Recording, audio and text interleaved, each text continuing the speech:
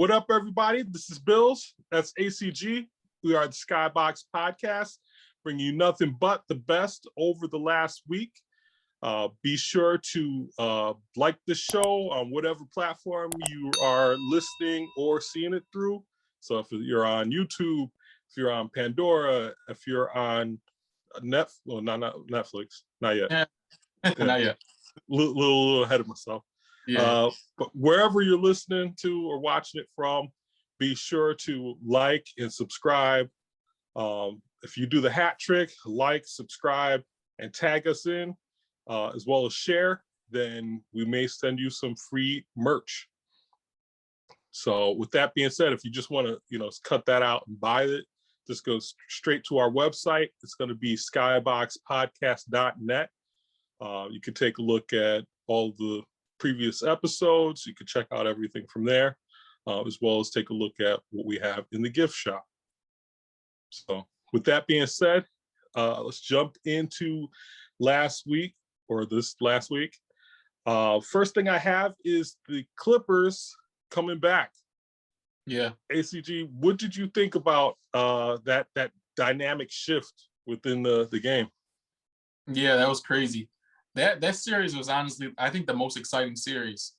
I mean, it was a roller coaster. Yeah. I don't think none of the home teams really won besides last game. I think the last game was in LA. Yeah. Pretty sure. But yeah, it was crazy.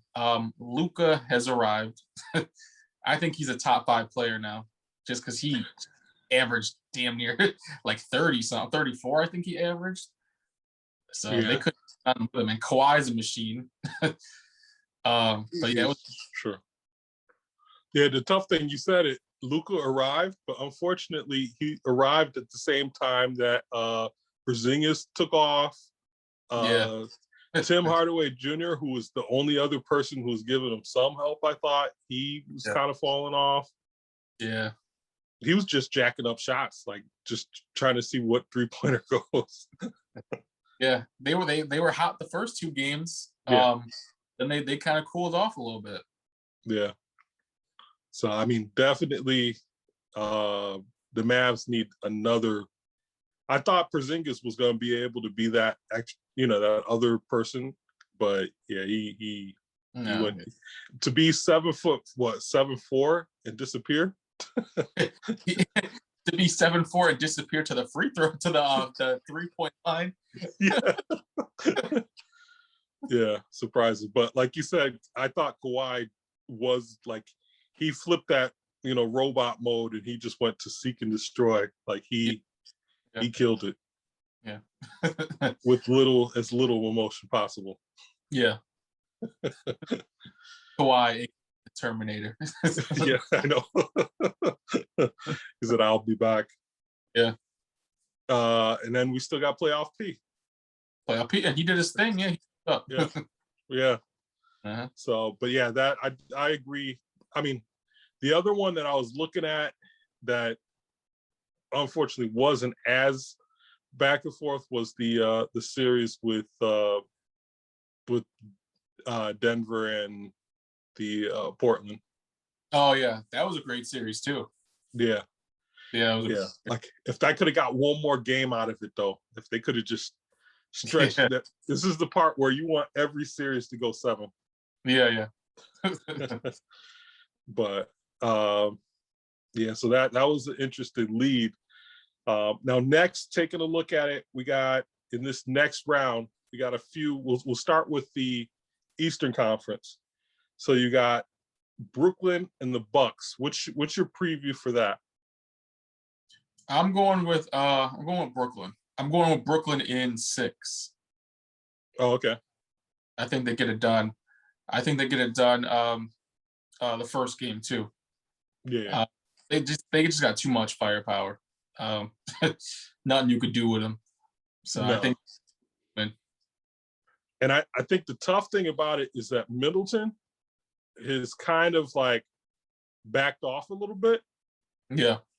So he they need him big time now. Mm-hmm. Giannis, he's trying, but he can't. It showed from last year's playoff series with the Heat, Mm. where like if it's down to Giannis having to do everything, he's Yeah. not going to be able to get it done. This year he was able to do everything against the Heat because the Heat was not last year's Heat. Yeah. But the team that he's going against now, he needs him and somebody else. Yeah. Yeah. I think if he had a more reliable jump shot, Oh yeah, yeah. just they kind of just build a wall when he goes to drive. But if he had a reliable jump shot, I might rethink the series. But I think they're just gonna clamp down on him, have someone else try to beat him. Yeah, at this stage of his game, Yeah. it's build the wall. He might slink around it, but like if he's the only one getting off and nobody else is getting anything up, then they're good. They got, like you said, they got 3 killers in Brooklyn that could. I mean, look at Blake the other day. Even Blake was going off, jumping on the floor, getting elbowed. I mean, somebody did the rock bottom on him, it looked like. Yeah. I liked it how at the end the announcer was like, "Hey, and you're a little bit of a tough guy too." Yeah. For mixing it up with Giannis's older brother. Yeah. Yeah, so that was interesting to see Blake. Definitely not as high flying as he used to be. I think he got like just barely enough to touch the rim on like one of those dunks. But yeah, they got 4 people now. Like, that's crazy. All right, looking at the other one that was a nail biter, you had the Hawks in Philadelphia. What do you think about that series going forward? Yeah, I mean, I think a lot of people are underestimating the Hawks. They're a really good team. Trey dropped 35 on them. Yeah. First game, so I think people are sleeping on it. I think the Sixers are still going to win, but it might go to 5 or 6 if they get slept on. I saw Embiid going to work, and like he was doing this thing. I think he tweaked the knee a little bit towards the end of the game, but he was still like he was putting in work. Yeah, and I'm looking at it like, wow, but the Hawks got shooters, like they got shooters on shooters. Yeah. They got a bunch of dudes that I've barely heard of. Like Bogdanovich was telling the crowd to be quiet, like and like shooting it, like when you got that much depth in who could go long range.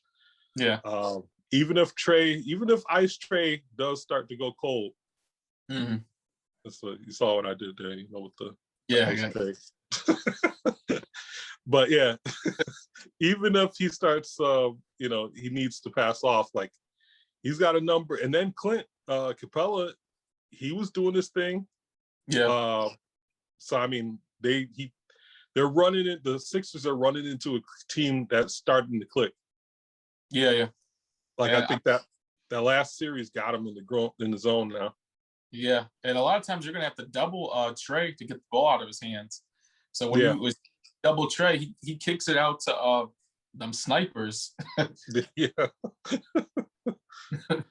And they I feel like they all got like military haircuts, those dudes. Besides Trey. Yeah.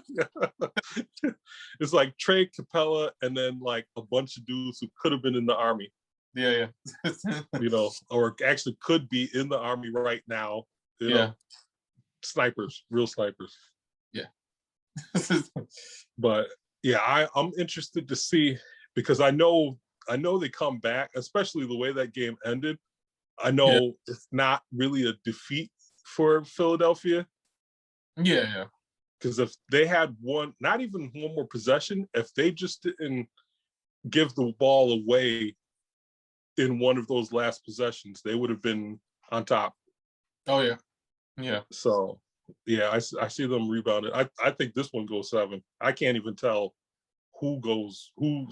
I can't say who wins this one. Yeah. Yeah. Unless somebody gets injured. Blah, blah, blah. Yeah. And by somebody, I mean Embiid. Yeah. Every year. All right. So to switch sides, now we're going for the West Coast. What do you think about Denver and Phoenix? I think that's going to Game 7. Yeah. I don't even know who I have winning this one. This is the trickiest one for me. Yeah. Yeah, I want to say Phoenix gets the win. I want to say Phoenix gets, but it's going to be a tough series. I can't wait. This is the one I'm looking forward to. To me, there's so many questions with like Chris Paul's shoulder. Is he going to be 100%? Is he not going to be 100? I think if he's 100%, I think that's enough to like leverage them above Denver. Yeah. But then if he's not, then I think it's completely up in the air. Like, yeah. And Booker, he's playing in the zone. Yeah. Ayton, he is who he is. Yeah. But, yeah. I think with a not healthy Chris Paul, but he could still do his thing, and a healthy Booker, I think that's it for me. Yeah. Because I don't think no one could even see him on the Nuggets. No one could guard him on the Nuggets. They can't, but like they have no, like they're all big men pretty much, as far as where the talent is residing. Yeah. So I want to see how Ayton does with the Joker. I think it'll be a good test. Yeah, really. And then you have what's the other kid? I keep forgetting his name. On Denver, who likes to spot up. Michael Porter. Yeah, Porter. Yep. And like I feel like he could be a superstar. He's just looking for something, like some time to come out. Yeah, definitely. He's a superstar in the making. Yeah. So that's gonna be good. All right. The other one we got is the Lakers in Utah. Or not the Lakers. Yeah. They're playing 2K right now. We have the Clippers in Utah. Yeah. I'm going Clippers in 5. I think Clippers get it done. Yeah, me too. I don't think Utah is ready for what is about to be unleashed on them. Yeah, honestly, no one really believed in Utah. Like I think they had a number 1 in the West. Nobody's talking about him still.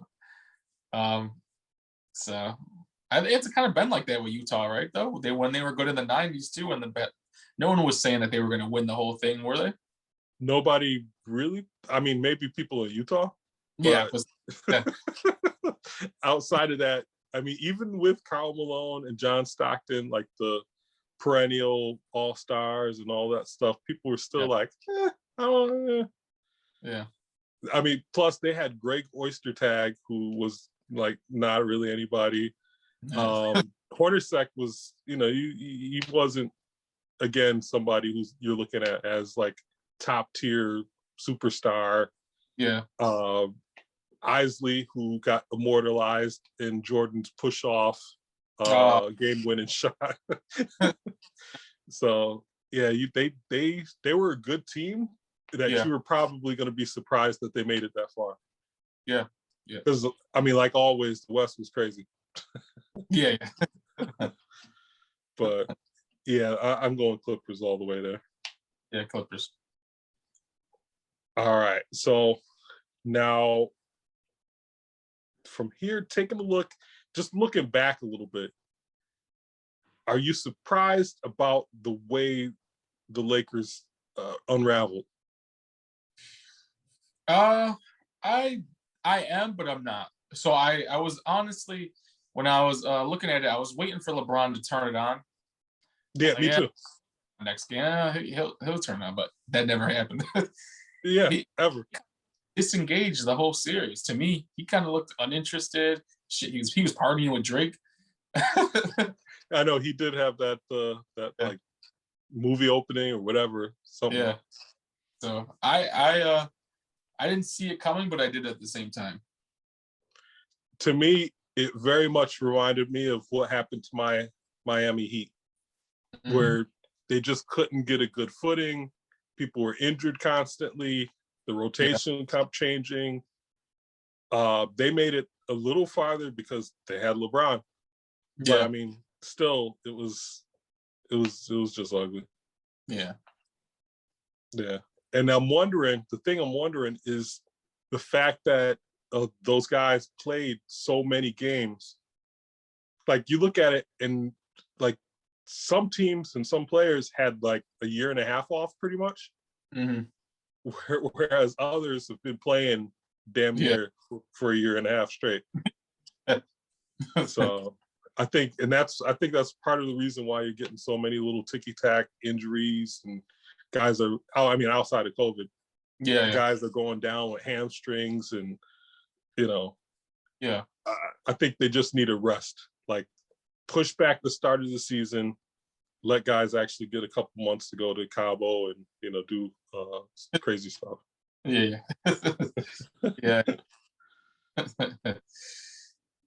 And then the other thing we got to talk about, I got mixed feelings on it. I want to see what your opinion is. The Mayweather Paul fight. Who actually won? Both of them.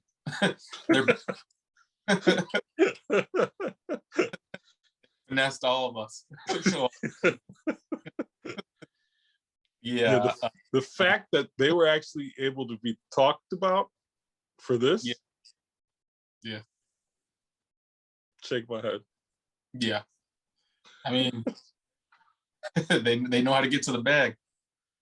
That's true. Now, if Mayweather's able to do it again and fight another Paul and get even 50 million, if he even makes 50 million on that fight, I'm like, these people would have probably burnt the money. Yeah. Had they not had that stupid fight to watch. Yeah. Like, and the thing about it, I did not pay for the fight. I would not pay for the fight. No. But I did see where there was an opening for Mayweather to put him down. Yeah. There was an exchange, there was an uppercut, and there was what it almost looked like Mayweather pulled back just to save some credit. Did he want him to go the whole distance? I don't know. Yeah, I don't. You never know about those things, but it wasn't an entertaining fight. No. So I am interested in, what's his name, Tyron Woodley. Yeah. Oh yeah, versus Jake. Yeah, I am interested to see what happens there, just because I don't think he's going to be pulling punches. No. He was really good. He's going to try to take his head off. Yeah, he's a former world champ in the UFC. Yeah, so, without a pop gut like that other UFC guy. Yeah. Yeah. So, but yeah, once again, congratulations to Paul and his brother and their new best friend Mayweather, who probably is going to promote the rest of their fights. Yeah. We've been had. All right. So next up, we have a fan who was one of the first people to check out our merch from the site. We have Nikki. She had a question for us. We'll throw that question on now. And just want to let you know, love the show. I'm a long-time listener. Had a question for you guys. What do you think about folks being charged more if they're not vaccinated to go to concerts or ball games or any particular outing where you have to pay to get admission? What are your thoughts on that in this age of COVID? Do you think it's fair? What about patient rights or participant rights? Thank you. Bye. COVID test. So I don't think it's fair to charge more if you don't have your vaccine. Because that's I just don't think that's fair. I think what they should do is They should have sections. So people who are unvaccinated be in one section. Or like the smoking sections. Yeah. Or you could do it where you could kind of get something to wear, something, or like a pin or something to show that you're vaccinated. Or you taking it to the club. I got a stamp. Yeah. Saying vaccinated or not. Yeah. So that way, if you feel uncomfortable with this person, you can all right, let me go to this, so. But no, I don't think they should be charged. I don't know.